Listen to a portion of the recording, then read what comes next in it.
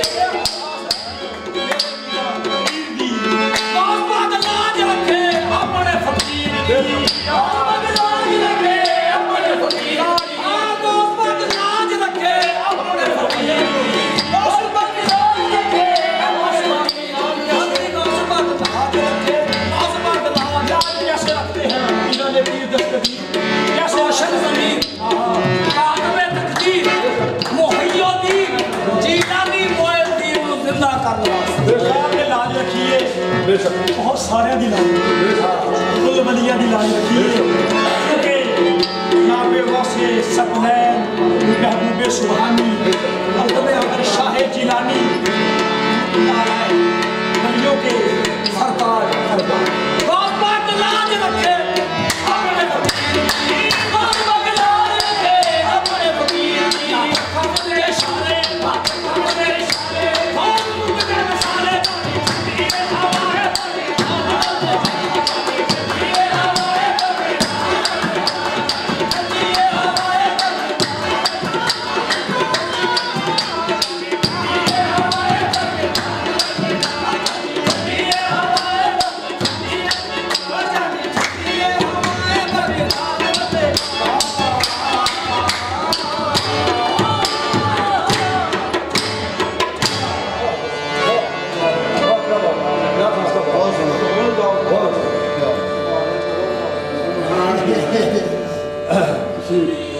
खाजा साहब पानी ना मेरे अंदर ना मेरे अंदर पानी की नदी आ गया ठीक है